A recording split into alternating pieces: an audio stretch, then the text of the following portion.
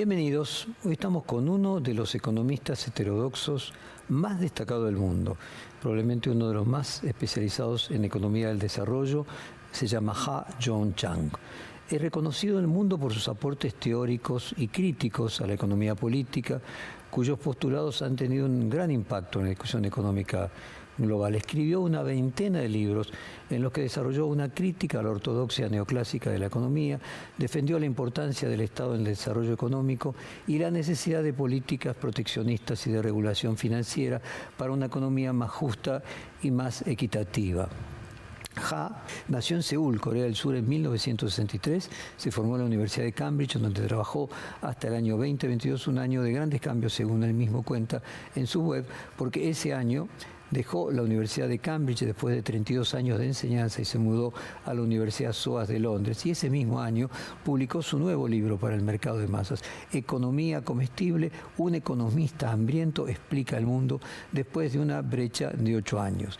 Mientras estudiaba con Robert Rawson, un distinguido economista marxista británico, Ha elaboró una teoría sobre la política industrial y una vía media entre la planificación central y el libre mercado sin controles. Este trabajo llevó a la elaboración de una aproximación más amplia de la economía, la que Yang llama política económica institucionalista. Esta perspectiva ubica la historia económica y los factores sociopolíticos como el eje de la evolución de las prácticas económicas. Algunos de los libros que se han traducido al español de esa veintena que mencionábamos antes era Retirar la escalera, es un libro del año 2009, ¿Qué fue del buen samaritano?, Naciones ricas, políticas pobres del año 2008, 23 cosas que no te cuentan sobre el capitalismo del año 2010, Economía para el 99% de la población en el 2015. En una entrevista usted afirmó, voy a leerle textualmente, que el Estado debe regular sobre todo en los países en desarrollo porque hay sectores estratégicos de los cuales el sector privado no quiere intervenir por el riesgo. En Argentina se debate entre las dos principales fuerzas políticas cuál es el rol y el tamaño que debe tener el Estado. Me gustaría su propia perspectiva sobre esta disyuntiva y cuál debe ser la relación, a su juicio, más sana entre el Estado y los empresarios. No hay un modelo único que funcione para todos los países. Exactamente lo que hace el Estado depende de las condiciones que enfrenta el país, de las metas que persigue.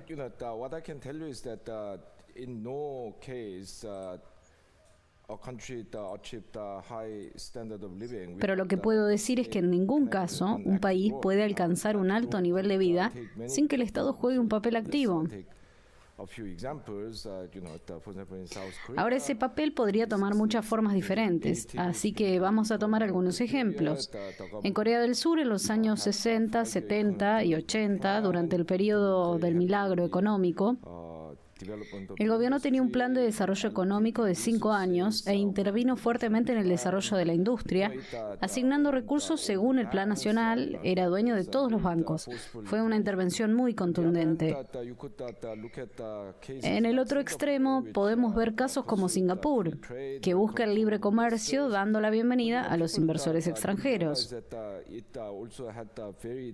Pero la gente no se da cuenta de que también tuvo una intervención muy fuerte en otras áreas. Por ejemplo, casi el 90% de la tierra en Singapur es propiedad del gobierno. Más del 80% de la vivienda es proporcionada por la Corporación de Vivienda de Propiedad del Gobierno y más del 20% del PBI es producido por empresas estatales. En los Estados Unidos, la gente piensa que Silicon Valley existe porque el gobierno estadounidense tiene un enfoque menos justo. Mucha gente inteligente y hay mercado de capital de riesgo. Pero el gobierno de los Estados Unidos sentó las bases de Silicon Valley porque el ejército y el Pentágono desarrollaron todas las tecnologías fundamentales finales de la era de Internet, la computadora. La Marina de los Estados Unidos financió la investigación sobre semiconductores al principio. El programa espacial de los Estados Unidos desarrolla la pantalla táctil, etc. Entonces, diferentes gobiernos lo han hecho de manera distinta, pero todos desempeñaron papeles críticos. Así que creo que ese gran mito, que de alguna manera los países que lo han hecho bien, lo hicieron bien solo porque su gobierno jugó un papel menor, No estoy diciendo que haya un modelo en particular que funcione para todos los países, pero creo que es una especie de fantasía pensar que se puede construir una economía próspera sin que el gobierno desempeñe un papel importante. Y en el caso específico de la Argentina, creo que el principal problema de Argentina es la capacidad de exportar. Siguen teniendo estos problemas macroeconómicos porque no está generando suficientes exportaciones.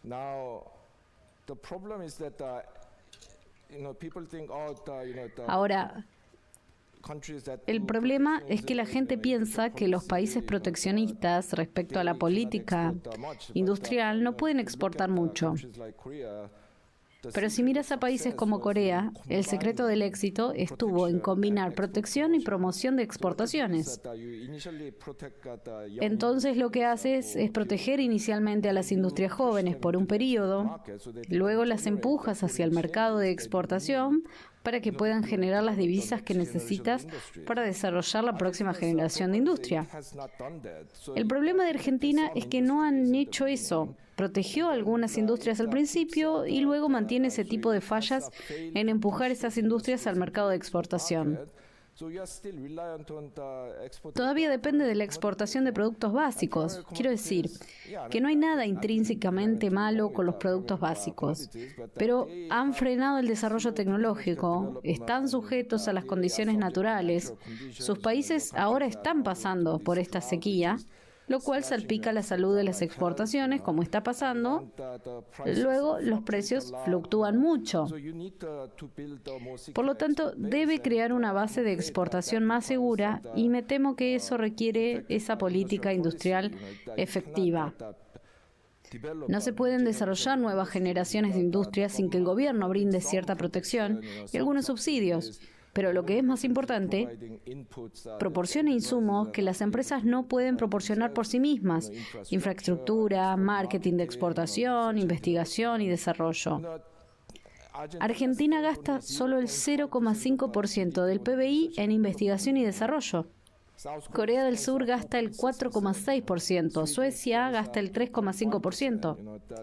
Ustedes saben que el problema de este país es que no ha podido levantar el sector productivo, como con el alto contenido tecnológico y la creciente demanda en el exterior.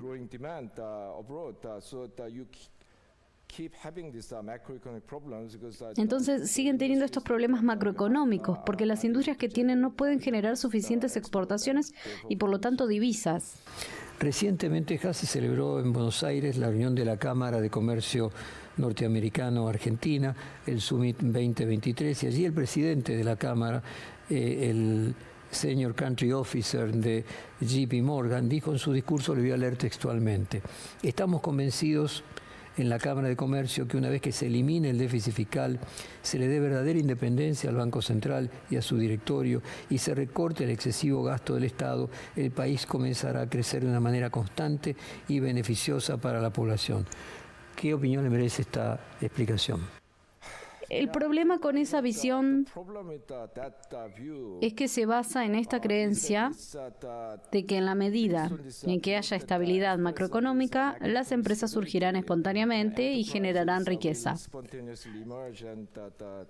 Puede preguntar a los hombres de negocios, no funciona así porque necesitan mucho apoyo público para desarrollar genuinamente industrias de alta tecnología. Tomemos el caso de Alemania.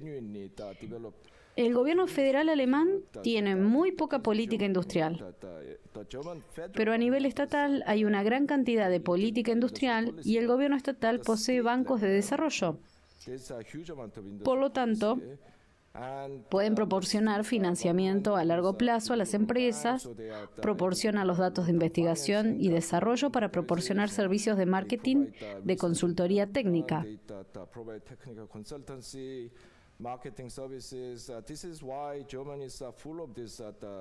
Es por eso que Alemania está llena de estas medianas empresas conocidas como Mittelstand Enterprise, de las que nadie ha oído hablar.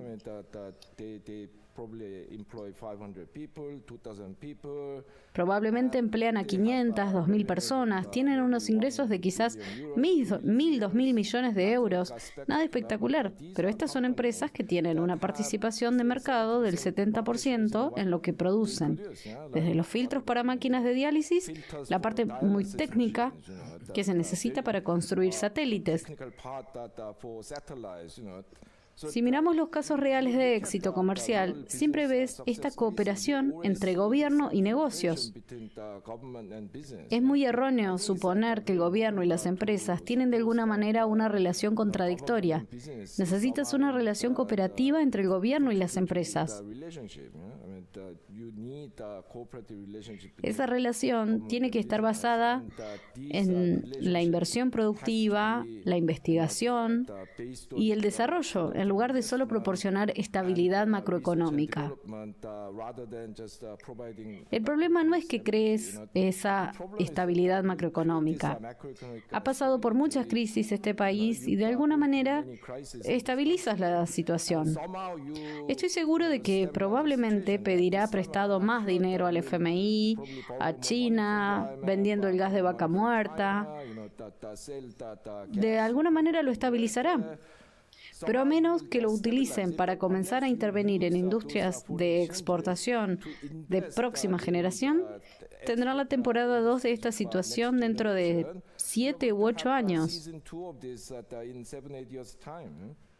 Usted también escribió: la mejor manera de impulsar la economía es redistribuir la riqueza hacia abajo, ya que las personas más pobres tienden a gastar en una mayor proporción sus ingresos.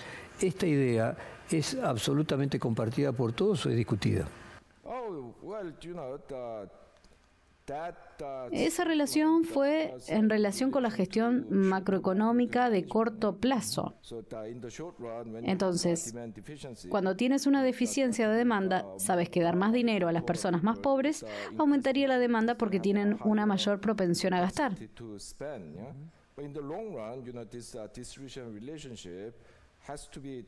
A largo plazo, esta relación de distribución tiene que estar basada en una relación productiva entre el capital y el trabajo. No soy una de esas personas que simplemente dicen redistribuye la riqueza y la economía funcionará bien. Tiene que ir a la inversión productiva. Pero en muchos países el problema es que el ingreso se distribuye de manera tan desigual que gran parte de nuestra población no tiene acceso adecuado a nutrición y educación, y eso hace que se desperdicie una gran cantidad de recursos humanos potenciales. Necesitas apoyar a los trabajadores para que se vuelvan a capacitar.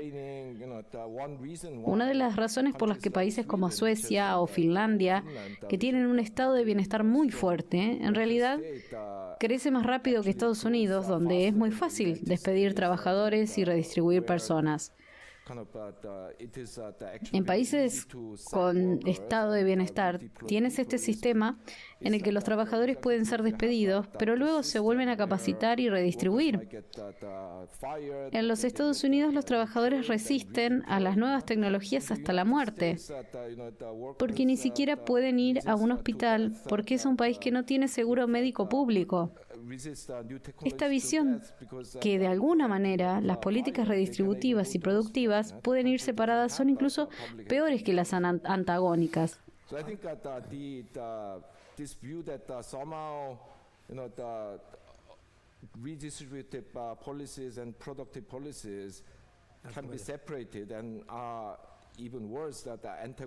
Eso necesita corrección. Usted también dijo, Han, le voy a leer textualmente: la economía tal como se ha practicado durante los últimos 30 años ha sido dañino para la mayoría de las personas. Sin embargo, se siguen repitiendo recetas del pasado en todo el mundo, también en la Argentina. Por ejemplo, en la Argentina ahora se habla de dolarización, algo que ya fue muy costoso en su salida, cuando en realidad era una semidolarización con la convertibilidad. La Argentina atravesó la peor crisis en el año 2002. ¿Qué opinión tiene usted particularmente de la dolarización? ¿A qué atribuye esta cosa recurrente en la economía? La dolarización significa que básicamente estás dejando tu gestión macroeconómica a los Estados Unidos. Ahora sí eres parte de los Estados Unidos, Puerto Rico, por ejemplo. Eso está bien porque pasas por ciclos económicos similares, puedes migrar a las regiones donde hay trabajo. Quiero decir, cuando se regionalizan esos problemas económicos, hay transferencias federales de Washington a cualquier estado que tenga problemas. Pero ese otro país que dolariza no está habilitado para aprovechar estas ventajas. Entonces, si realmente quiere dolarizar la economía para solicitar ser un estado de los Estados Unidos, puedes enviar personas a esos lugares donde hay trabajo, puedes obtener subsidios federales, pero dolarizar sin esas herramientas básicamente es como decir que no te importa cuál sea tu ciclo macroeconómico, simplemente harás lo que los estadounidenses quieran. Así que piénselo, cuando su economía esté experimentando inflación y necesites comenzar a reducir la oferta monetaria, pero en ese momento Estados Unidos podría estar teniendo una recesión y los estadounidenses comiencen a imprimir más dólares. Entonces tu inflación sería peor. Algunos analistas aseguran que sus libros deberían ser lectura obligatoria para la mayoría de los políticos que están buscando soluciones para sus poblaciones. ¿Hay ignorancia por parte de los políticos de temas económicos? La economía en realidad es inseparable de la política. Toda actividad económica es en realidad economía política, porque muchas de las decisiones económicas tienen dimensiones políticas.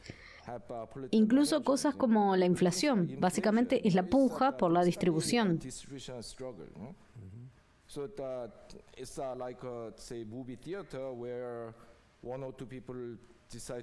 Entonces, es como una sala de cine donde una o dos personas deciden pararse para tener una mejor vista. Y porque esos muchachos están parados, tienen que pararse otros. Y todos se paran para tener la misma vista, pero están todos más incómodos. Ese es el tipo de situación en la que realmente necesitas una intervención política para resolver esa situación y realmente necesitas hacer que todos se sienten juntos. Incluso esa inflación que crees que es un fenómeno económico puro y tiene esa gravísima dimensión política. La inflación es básicamente una forma muy perezosa de resolver estas luchas distributivas. Hay quienes creen que el mercado es libre genuinamente. No. Todos los mercados aplican regulaciones. Todos los mercados tienen restricciones sobre quién puede participar. Por ejemplo, los niños no pueden participar en el mercado laboral. Todos los mercados tienen restricciones sobre lo que puedes comprar y vender. En el siglo XIX, en muchos países podías comprar y vender personas como esclavos. En estos días eso está prohibido.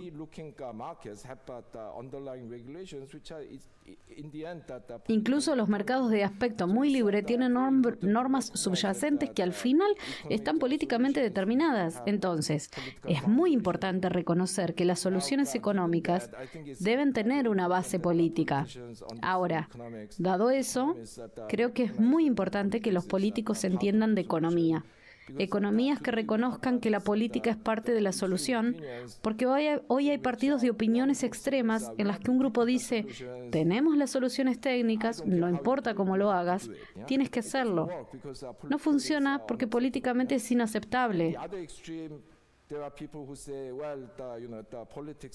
En el otro extremo hay gente que dice, la política es, en última instancia, cómo manejamos la sociedad.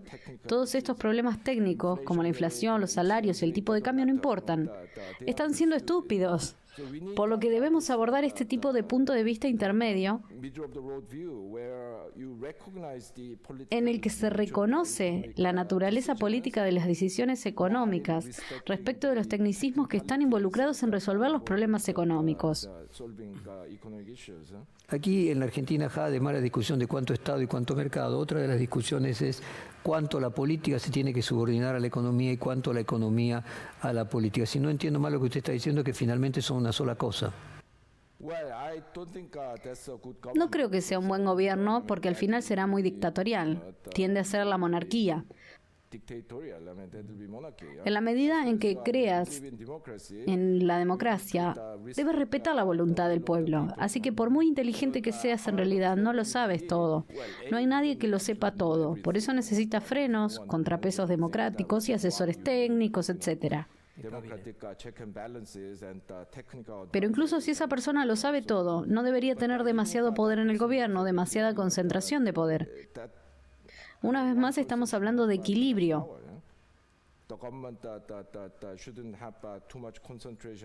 Una cosa es decir que la política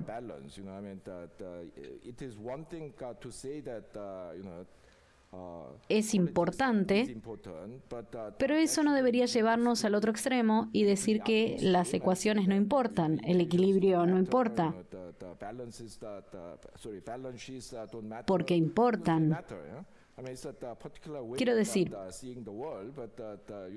es una forma particular de ver el mundo. Sería ridículo si alguien dijera que la política es la reina y todos los expertos en economía no importan. Por otro lado, si dices que eres el tecnócrata, eres economista y sabes la respuesta. No, no lo sabes, porque en todas las decisiones políticas subyacen decisiones políticas. El libre comercio ha sido siempre sinónimo de libertad. Ahora, ¿cuáles son los riesgos del libre comercio y cuánto afectan la libertad de sus ciudadanos en las economías en desarrollo? El libre comercio ha sido sinónimo de libertad, pero ¿libertad para quién? ¿Libertad para hacer qué? Porque ese libre comercio simplemente significa que eso no es una barrera para el comercio internacional.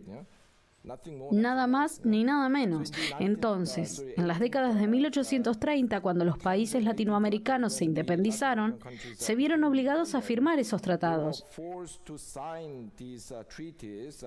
que luego se conocieron como tratados desiguales, en los que todos se privaban del derecho a establecer sus propias tarifas.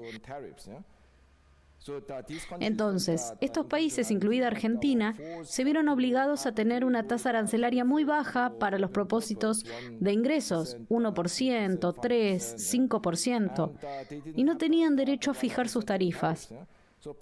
Entonces, paradójicamente, en ese momento, debido a que nadie más practicaba el libre comercio, los países latinoamericanos eran los únicos que lo hacían, pero practicaban el libre comercio debido a esta compulsión política y falta de libertad política.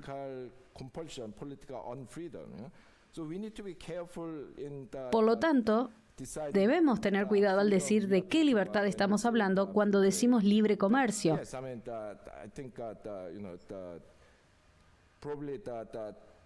Crecí en Corea del Sur en los años 60, 70 y 80. Durante los primeros 24 años de mi vida viví bajo una dictadura militar. Entonces, la libertad es muy valiosa para mí.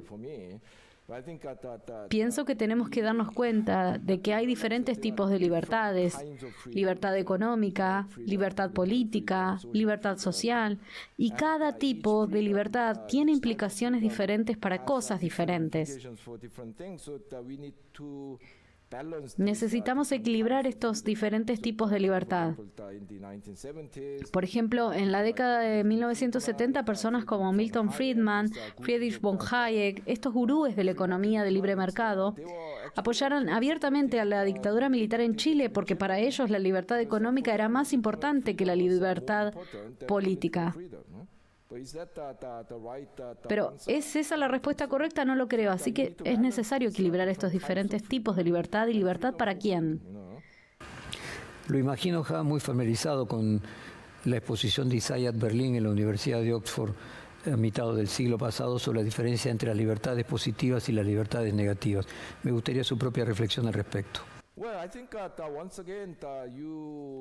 Creo que una vez más necesitas equilibrio porque existe esta visión de la libertad negativa.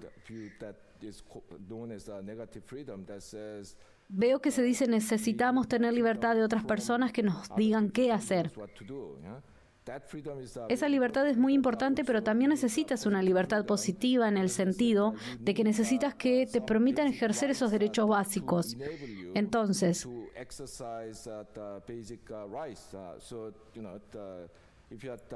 si te estás enfocando puramente en la libertad negativa, ningún gobierno podría gravar a las personas para tener educación pública porque se vería como una restricción a la libertad. Pero el sistema de educación pública le da a la gente más libertad para hacer mejores cosas, porque cuando se educan pueden pensar de manera más amplia, tienen más habilidades,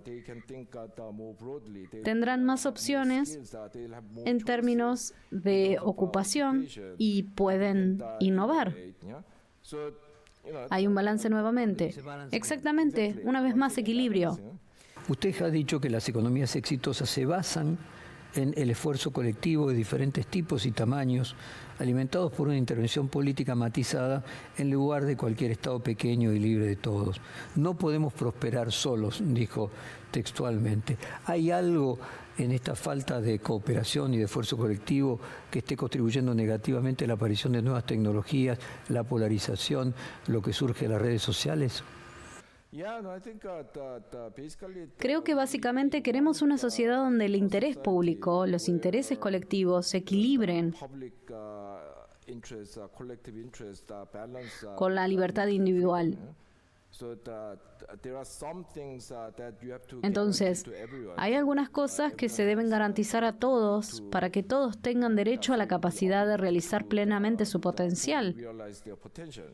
Cosas como la educación básica, el cuidado de la salud. Pero no me respondió específicamente sobre la polarización. La sociedad se ha polarizado en todo el mundo en las últimas décadas porque se ha visto en muchos lugares un aumento de la desigualdad de ingresos.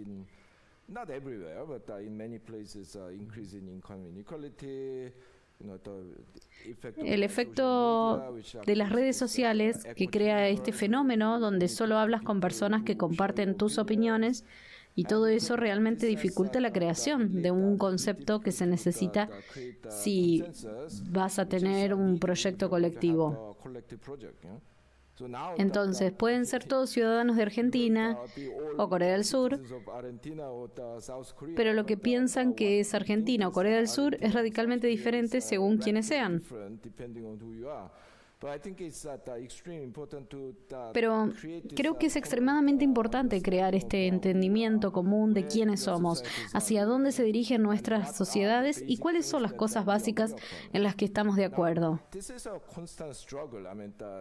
Ahora bien, esta es una lucha constante, la polarización no es nada nuevo, pero la gente ha hecho muchas cosas para crear este consenso social.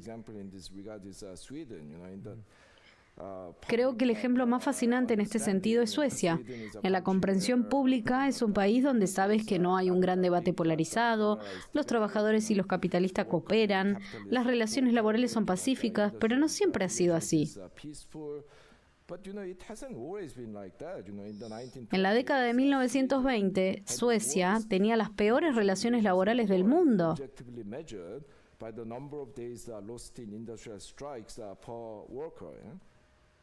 Medidas objetivamente por la cantidad de días perdidos en huelgas industriales, trabajadores pobres. Los capitalistas y trabajadores estuvieron enfrentados durante décadas, en 1920 y 1930, pero luego, a mediados de la década de 1930, después de la Gran Depresión, se dieron cuenta de que si seguían así, todos se irían por el desagüe juntos. Entonces, en 1938, firmaron este pacto social donde el capital acepta que los trabajadores tienen derecho a sindicalizarse y exigir ciertas cosas, pero los trabajadores también aceptaron que no pueden hacer esto. Esa forma de pensar desorganizada y destructiva nació en esta sociedad. Entonces sí, creo que debemos hacer algo así en todas partes, porque con la creciente polarización corremos el peligro de hacer que nuestros estados nacionales pierdan sentido. Todos pueden tener el mismo pasaporte, pero si ni siquiera comparten una comprensión básica de cómo se ve su sociedad y hacia dónde deberían ir, entonces tienen un problema. ¿Qué sucede, según su punto de vista, con la precarización laboral y la desesperanza en el futuro que sienten muchos jóvenes a los que le cuesta encontrar no solamente un trabajo, sino un trabajo en el que puedan prosperar? Lo más importante no es el nivel actual de desigualdad e inseguridad, sino el grado de movilidad social.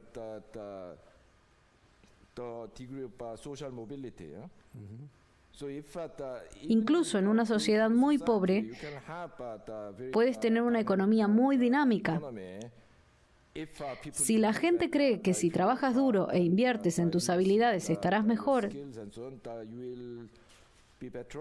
y de hecho Europa en los años 50 y 60, Corea del Sur, Taiwán en los años 70 y 80, por eso tuviste una economía tan dinámica a pesar de todo tipo de dificultades.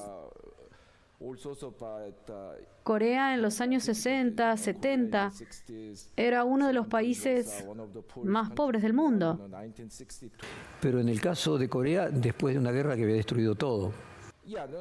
No fue simplemente por la guerra, pero Corea siempre fue un país muy pobre. Luego sí, se volvió incluso más para nosotros debido a la guerra. Pero como la guerra de Corea fue de 1952 a 1953, pero hasta 1962, los ingresos de Corea eran apenas $100. El ingreso de Argentina en el mismo año fue de $1.100, 11 veces más rico que Corea. Usted mencionó el caso de Suecia, donde se pusieron de acuerdo después de muchos años de pelea y de decadencia. El caso de Corea, mencionábamos recién, que creció mucho y cambió esencialmente después de haber quedado destruido. Muchas veces es necesario llegar al fondo para poder producir un cambio, ese acuerdo, ese pacto social. Se lo pregunto de la perspectiva argentina, porque los argentinos sentimos de que estamos llegando al fondo y a veces nos queremos ilusionar que eso mismo es cerca del comienzo de la nueva era. Sí, creo que a veces necesitas una crisis para que la gente se dé cuenta de eso, que necesitan cambiar su forma de ser. Argentina ha tenido suficientes crisis como para luchar contra grandes cambios en la forma en que funciona el país. Desafortunadamente no ha sucedido.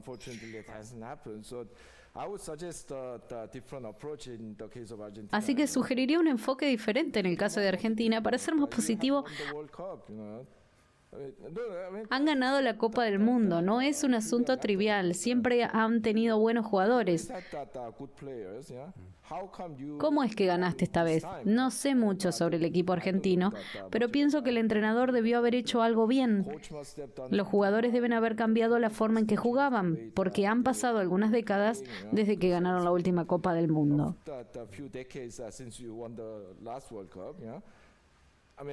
Quiero decir,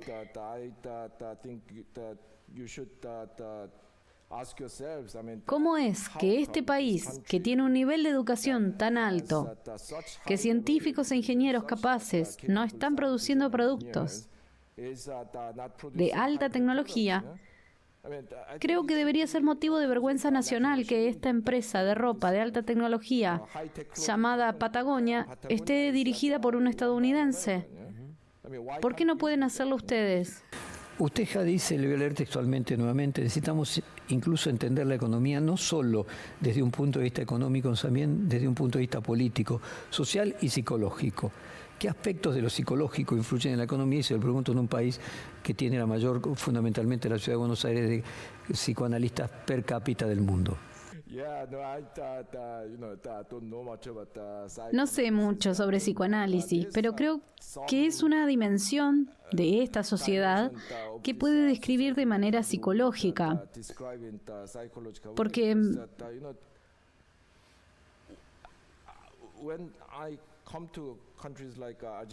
cuando vengo a países como Argentina, a menudo les pregunto a los líderes políticos y líderes empresariales, ¿por qué son tan poco ambiciosos? Quiero decir, dado los recursos humanos, el tipo de tradiciones culturales y académicas que tienes, ¿cómo es que piensas que lo mejor que puedes hacer es cultivar soja? En realidad hay empresas que en este país que están compitiendo en lo más alto de la Liga Mundial, como esta empresa involucrada que es la que exporta energía nuclear a los Países Bajos.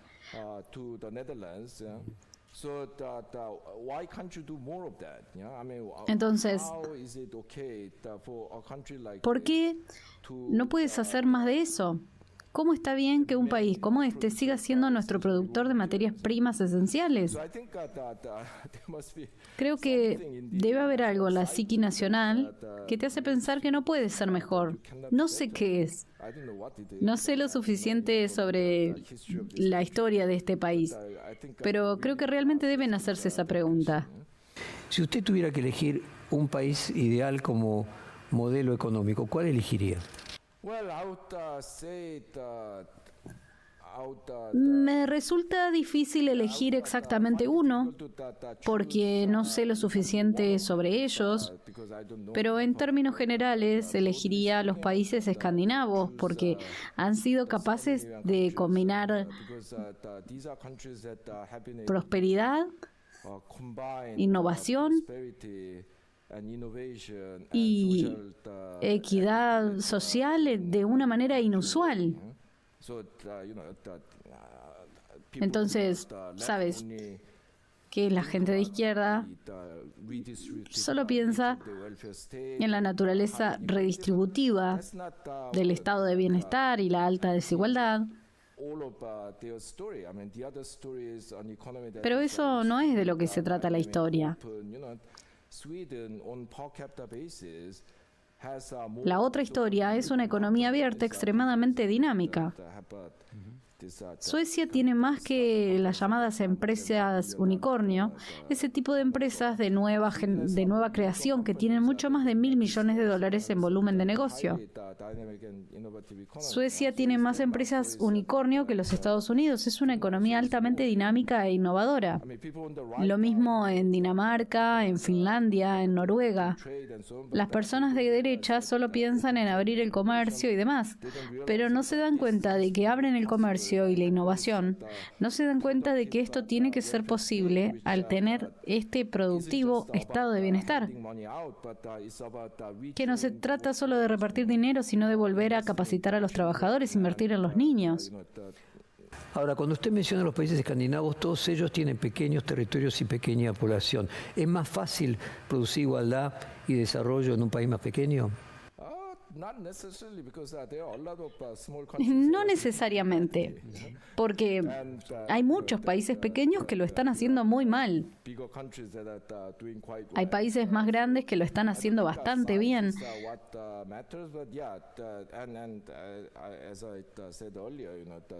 No creo que el tamaño de Estados Unidos sea lo que importa, pero como dije antes, Suecia tuvo ese alto nivel de conflicto en la década de 1970. Entonces creo que lo importante es construir este tipo de pacto social. Con ello, de alguna manera, culturalmente, históricamente, tienes una relación más armoniosa con los demás ciudadanos. Entonces, de lo que estamos hablando es que la clave del desarrollo es la existencia de un pacto social. Podríamos inferir entonces que la decadencia argentina, en su historia económica agonal y de enormes luchas intestinas, tenga que ver con la falta de ese pacto social. Sí. Eso creo, porque el problema es que si no tienes ese pacto social,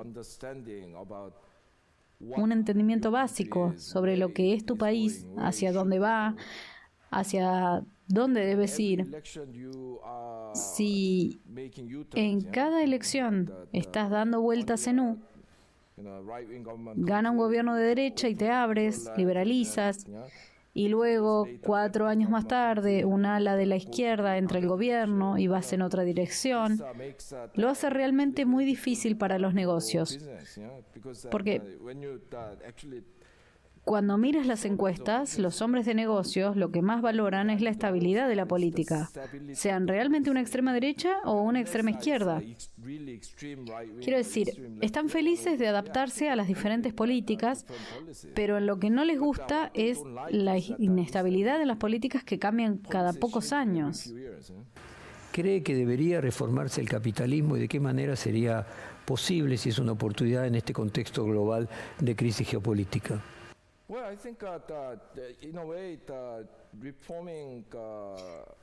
Creo que una manera de reformar el sistema, paradójicamente, se vuelve más fácil cuando estás en una crisis. Porque ahí es cuando miras profundamente dentro de ti mismo ¿Te das cuenta de eso? Exactamente porque las cosas son hostiles. Necesitas unirte justamente porque el mundo está cambiando. Tienes que empezar a pensar en una estrategia a largo plazo. Pienso que este es el mejor momento para hacer reformas y los países realmente lo están haciendo.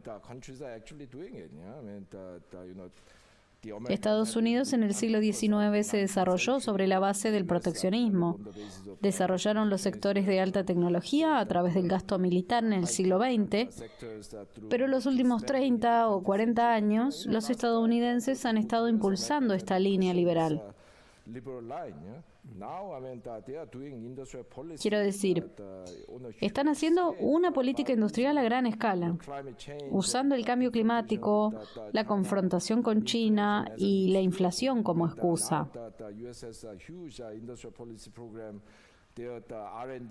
Ahora que Estados Unidos tiene un gran programa de política industrial, su inversión en ID está aumentando. No hay duda de que están siendo muy agresivos al respecto, reindustrializando la economía. La Unión Europea también está comenzando a darse cuenta de que si realmente no actúan juntos, se van a quedar atrás, por no hablar de los Estados Unidos. Incluso China en muchas áreas tuvieron que empezar a prepararse. Muchos países ya están cambiando sus estrategias. Argentina, no estoy diciendo necesariamente que debas copiar a los estadounidenses, los europeos o los coreanos, pero esta es una oportunidad para volver a examinar tu sistema básico, porque ahora todos están tratando de hacer algo diferente.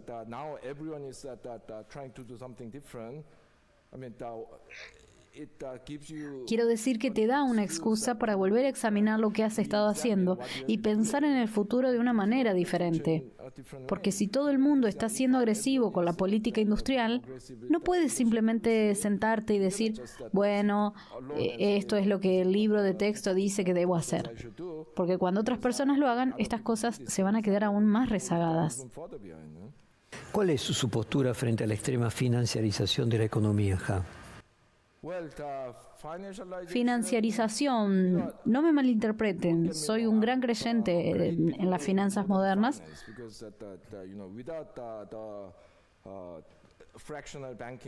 porque sin el sistema bancario fraccional, sin la banca central, sin el mercado de bonos, sin responsabilidad limitada, el capitalismo no podría desarrollarse. No soy una de esas personas antifinanzas, pero creo que una vez más es una cuestión de equilibrio. Las finanzas se han vuelto demasiado fuertes, especialmente en Estados Unidos y el Reino Unido, se han desarrollado demasiado. Ahora, las empresas están bajo una gran presión para redistribuir las ganancias a los accionistas porque los tenedores ahora tienen muchas opciones. Saben que no venderán las acciones a menos que les den muchos dividendos. Aumentan los precios de las acciones mediante la recompra de las mismas. Por ejemplo, en el Reino Unido, en la década de 1960, el periodo promedio de tenencia de acciones era de 5 años.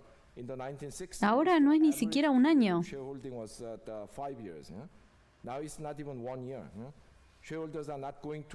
Los accionistas no te van a esperar ni un año antes de que les des el dinero. Así que esto ha creado una presión extrema sobre estas empresas. Y en los últimos 25 años, estas empresas han redistribuido del 90 al 95% de sus ganancias a los accionistas y por lo tanto no tienen dinero para invertir. Entonces, para comenzar este proceso, está matando lentamente a estas empresas, pero a los accionistas no les importa porque si una empresa quiebra, invierten en otra. Esto es a lo que realmente me refiero. El proceso tóxico que ha estado destruyendo el sector corporativo en los Estados Unidos y el Reino Unido.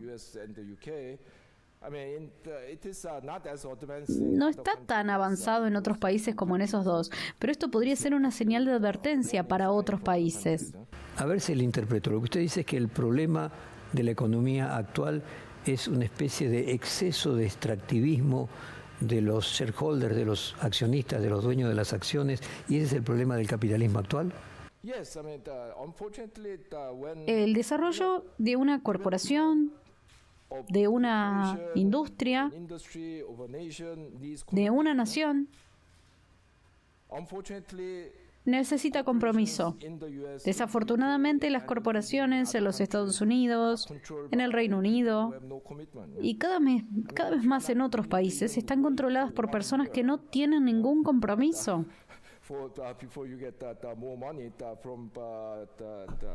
Si no estás dispuesto a esperar ni siquiera un año antes de obtener más dinero a través de dividendos, ¿puedes realmente llamarte propietario de esa empresa?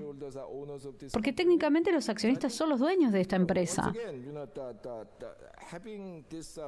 Así que creo, una vez más, no tienes esta libertad de entrada y salida que como accionista a través de la responsabilidad limitada en sí misma es algo bueno. No digo que eso esté mal, pero no puede ser gratuito. De modo que si básicamente hace que sea imposible tener un grupo de personas comprometidas con sus proyectos a largo plazo, entonces no tiene futuro. Usted escribió, le voy a leer textualmente, el capitalismo chino, el capitalismo ruso, el capitalismo indio, el capitalismo estadounidense son rivales geopolíticos tanto como formas diferentes de organizar el mercado y se amenazan entre sí en una serie de contextos. ¿Cómo imagina que esos diferentes mercados, diferentes formas de convivir el capitalismo podrían producir alguna evolución positiva para un capitalismo más sano?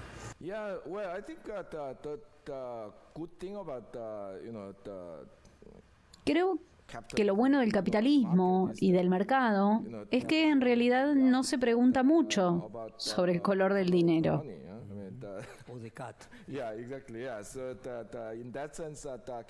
En ese sentido, el capitalismo es un sistema muy pragmático más que ideológico. Desafortunadamente, el sistema se daña por ideólogos de corto plazo. Eso es lo triste. Pero estas diferentes formas de capitalismo a corto plazo coexistirán porque los estadounidenses no preguntan cómo los chinos están ganando dinero mientras entreguen productos de calidad suficiente. Los chinos no se preguntan cómo ganan dinero los estadounidenses si hacen lo mismo por ellos. Entonces, a corto plazo, creo que esta confrontación es otro problema.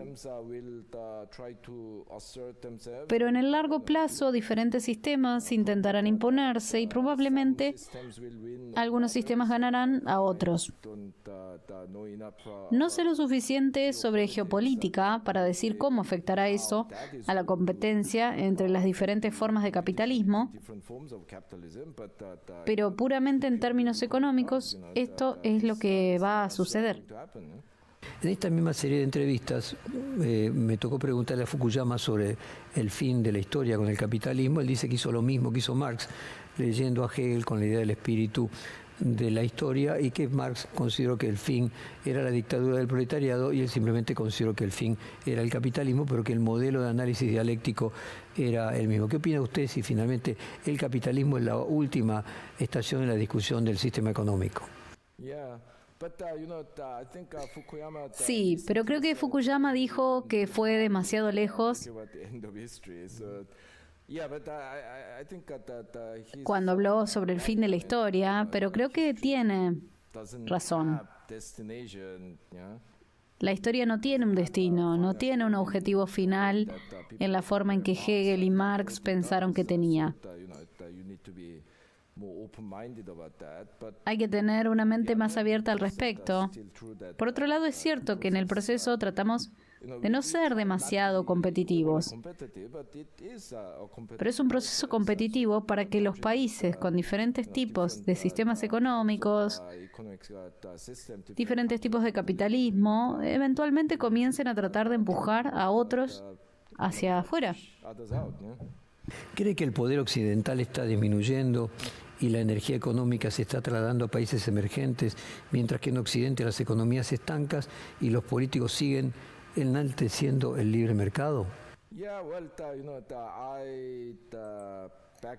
En 2002 escribió un libro llamado Kicking on the Ladder, Pateando la escalera, en el que argumenté que los países ricos han desarrollado sus economías usando proteccionismo, subsidios gubernamentales, regulaciones de inversión extranjera directa y leyes de propiedad intelectual muy laxas, ese tipo de cosas.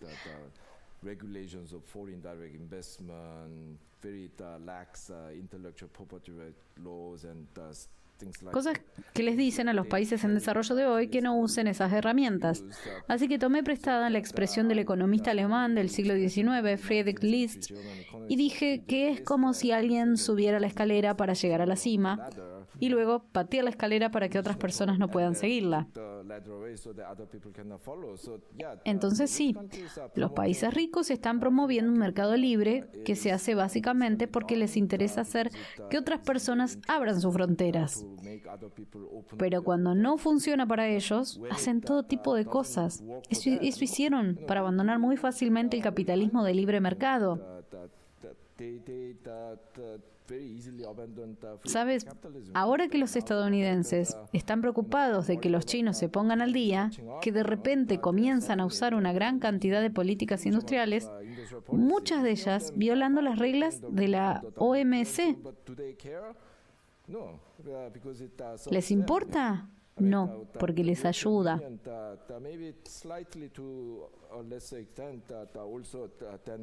La Unión Europea, quizás en menor medida que los estadounidenses, también predica un capitalismo de libre mercado. Pero cuando se trata de proteger a sus agricultores, es una historia famosa que una vaca en la Unión Europea recibe un subsidio de $2 por día, que es más alto que la línea de pobreza internacional. Hay cientos de millones de personas que viven por debajo del umbral internacional de pobreza.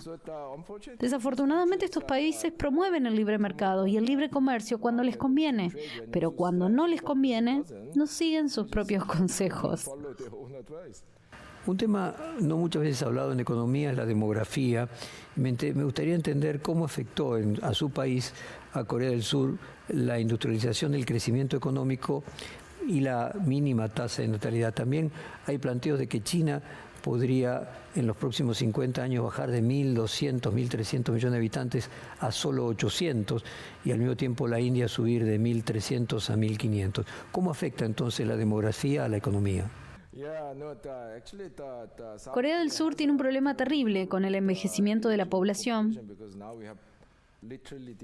porque ahora tenemos literalmente la tasa de natalidad más baja del mundo. Me refiero a 0,78 nacimientos por mujer en la edad productiva.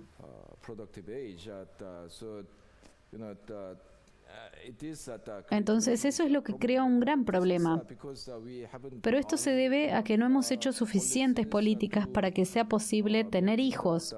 Porque en los viejos tiempos tenías la familia tradicional extendida. Si tenías un bebé y tenías que trabajar, se ocupaba tu madre o tu abuela del niño. Y China, por ejemplo, en esa hipótesis, en lugar de 1.300 millones de habitantes, quedara reducido a 800. ¿Qué necesitaría para mantener su nivel de productividad? ¿Más robots, por ejemplo? Sí, probablemente para ese momento no necesiten producir tanto. Se habrán vuelto más ricos y ciertamente tendrán muchos más robots. Lo que quiero señalar es que estas cosas se pueden cambiar significativamente a través de políticas apropiadas o asistencia social, cuidado de niños, porque a pesar de ser mucho más rico que Corea, de tener muchas más mujeres participando en el mercado laboral, las tasas de natalidad en países como Alemania y Suecia son el doble que las de Corea. Su tasa de natalidad de alrededor de 1,7 es más del doble que la de Corea. Entonces, es posible influir en estas cosas. No creo que tener una población pequeña sea en sí mismo un problema. El problema es que en países como Corea actualmente y China en los próximos años, este cambio sucede muy repentinamente. Que gradualmente disminuya la población no veo ningún problema, pero cuando de repente tienes que la proporción aumenta del 10% de la población al 40% de la población, entonces la sociedad tiene un gran ajuste que hacer. Seguimos con más preguntas después de un corte. Ya volvemos.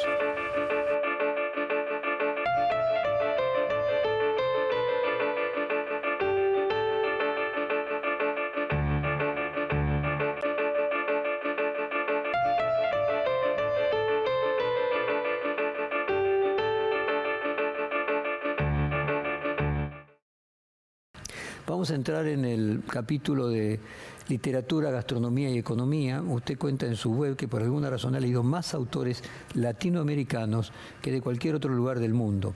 El libro al que regresa con mayor frecuencia no es un texto económico, sino 100 años de soledad de Gabriel García Márquez. ¿Qué encuentra particularmente ilustrativo sobre la economía en estos textos de ficción latinoamericana?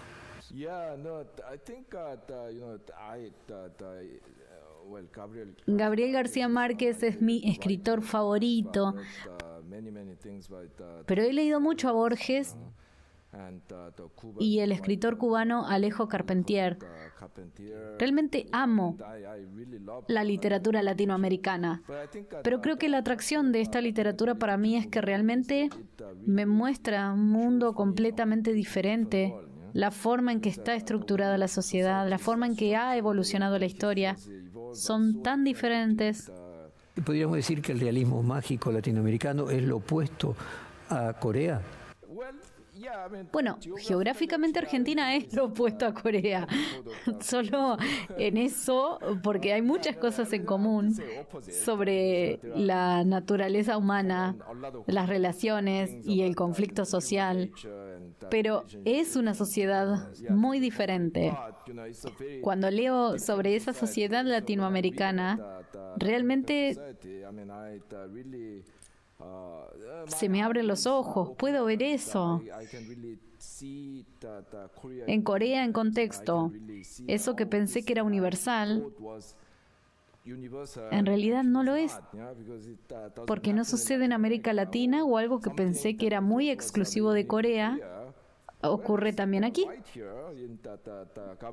García Márquez, Jorge Luis Borges, me hacen tener un poco de perspectiva. En su último libro, Economía Comestible, usted ve la teoría económica como un buffet en lugar de un menú fijo. Cree que la fusión siempre crea mejor sabor que el monocultivo. Me gustaría que profundizara sobre ese concepto. Cuando la gente me pregunta quiénes son los economistas que más me han influenciado, nombro a 3 personas. Karl Marx, Friedrich Hayek y Herbert Simon, fundador de la economía del comportamiento y uno de los padres fundadores de la inteligencia artificial. Con Simon en realidad estoy de acuerdo en muchos frentes.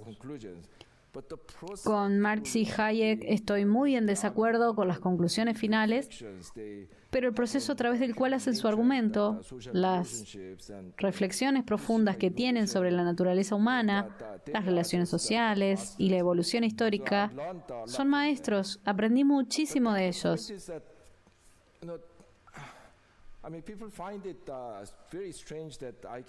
Pero el punto es que a la gente le resulta muy extraño que me pueda gustar Marx y Hayek a la vez. Pero para mí toda la teoría económica se desarrolla en diferentes contextos históricos para explicar diferentes cosas y tienen diferentes posiciones sobre la naturaleza humana. Tienen puntos de vista diferentes sobre cómo evolucionan las tecnologías, diferentes fundamentos éticos, por lo que todos son buenos para explicar algunas cosas, pero muy malos para explicar otras cosas. Para la economía neoclásica, que es la escuela de economía más dominante, el desarrollo explica el intercambio de mercado.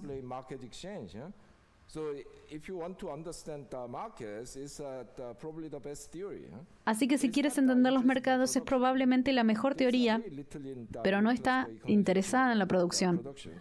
Hay muy poco en la economía neoclásica que trata sobre la producción. Si quieres estudiar el desarrollo productivo, tienes que estudiar a personas como Joseph Schumpeter y su teoría de la innovación. El estructuralista latinoamericano Raúl Prebisch, que trató de combinar la comprensión de la macroeconomía y la economía productiva, el desarrollo económico. Esto no quiere decir que la economía neoclásica sea necesariamente mejor o peor, solo que diferentes problemas requieren diferentes teorías. Dependiendo de qué temas te interesen, aprenderás diferentes teorías. Tendrás que combinar diferentes teorías para tener una comprensión integral del mundo, porque cada teoría es muy buena para explicar esta parte de la economía. La velocidad de la economía, pero el hecho de que explique esta parte no significa que explique bien la otra. Entonces, si quieres entender la economía financiera, necesitas leer a Keynes. Si deseas comprender el comportamiento humano, debes leer a Herbert Simon. Mi opinión es que este enfoque pluralista de la economía es necesario porque el mundo es complejo, cada teoría tiene sus limitaciones y queremos tener una comprensión más integral del mundo. Usted mencionó entre los economistas el tema de la inteligencia artificial y me gustaría su especial opinión sobre el ChatGPT, si cree que puede ser una amenaza para la creación de futuros empleos. Creo que la gente se preocupa por el impacto de la inteligencia artificial en los trabajos.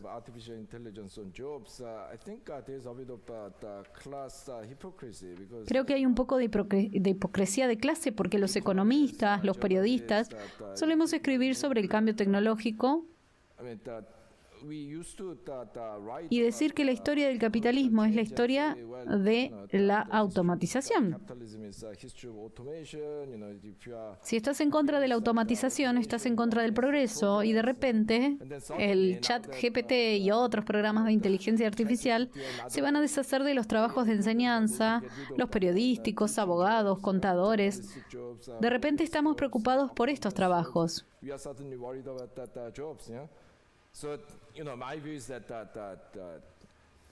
Mi opinión es que la historia del capitalismo, al menos en los últimos 250 años, hemos automatizado tantas cosas, destruido miles de millones de puestos de trabajo, pero hemos creado otros miles de millones de puestos de trabajo. Así que no creo que exista la posibilidad de que, de alguna manera, esta vez se destruyan todos los trabajos. No estoy tan preocupado por eso. Pero hay dos cosas. Una es incluso si hay suficientes trabajos en general, todavía significa que algunas personas van a perder sus trabajos. Y va a ser difícil, así que necesitamos comenzar un buen programa de capacitación, de reentrenamiento, de reeducación para lidiar con esto. Pero en segundo lugar, lo que me preocupa en relación con la inteligencia artificial es que básicamente estamos construyendo este sistema que se basa en los prejuicios y sesgos de los hombres estadounidenses blancos.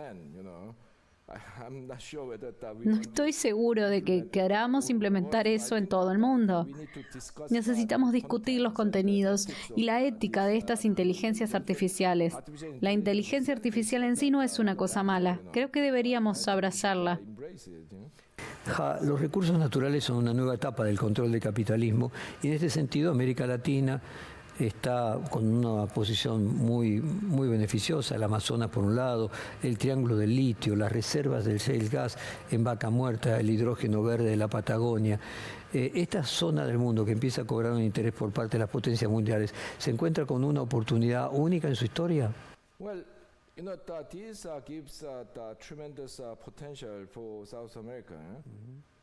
Esto da un tremendo potencial para América del Sur, pero si no tienes cuidado, se repetirán historias pasadas con los recursos naturales y luego otras personas controlarán las tecnologías y terminan siendo los productores de productos.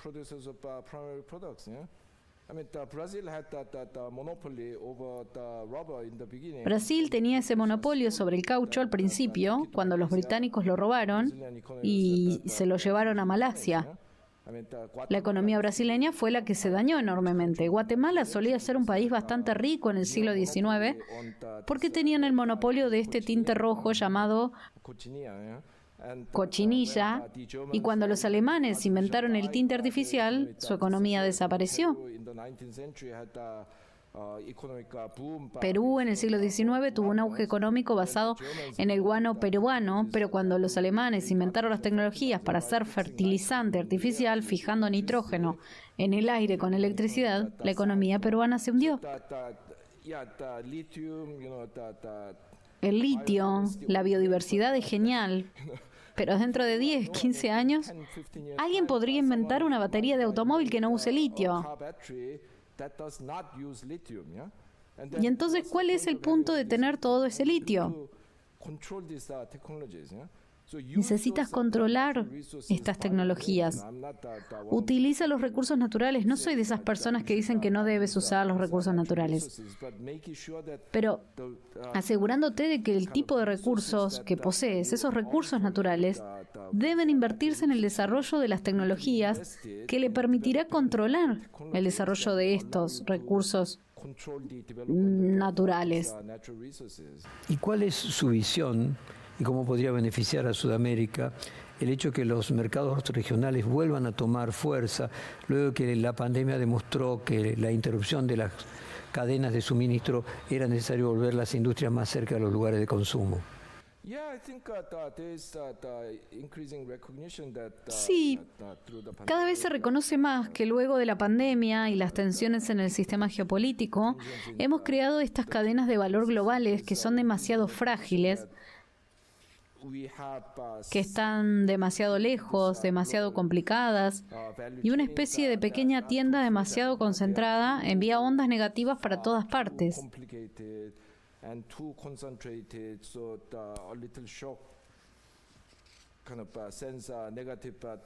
Así que creo que existe ese reconocimiento de que necesitamos hacerlo más sólido, creando más cadenas de valor regionales en lugar de cadenas de valor globales, trayendo de vuelta algunas de las producciones que se han subcontratado a China y así, pero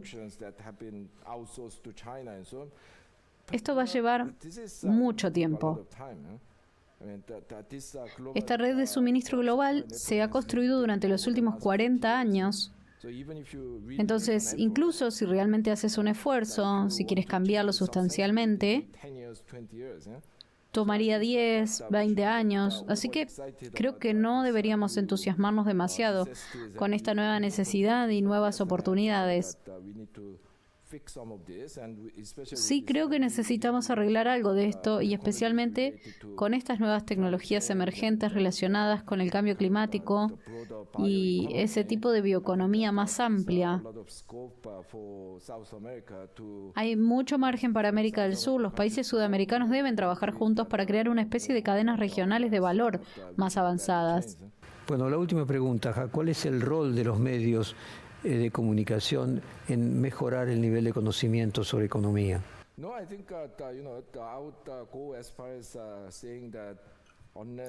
iría tan lejos como para decir que todos los ciudadanos deben entender al menos algo de economía. La democracia no tendría sentido porque en el capitalismo, especialmente en el más orientado al mercado, esta versión del capitalismo en la que vivimos cada decisión está ligada a la economía. Entonces, si se trata de la preservación del patrimonio cultural, de enseñar idiomas antiguos en las universidades, ¿cuáles son tus formas que te obligan a justificar lo que estás haciendo en términos del valor monetario que crea? En Gran Bretaña he conocido a muchas personas que intentaron defender la monarquía argumentando que genera ingresos turísticos. Soy antimonárquico. Eso me encantaría pensar que aceptaré la monarquía porque al menos eso genera ingresos turísticos. Pero si crees en la monarquía, ¿cómo puedes justificarla en esos términos monetarios? En ese sentido, es muy importante para todos los ciudadanos entender la economía.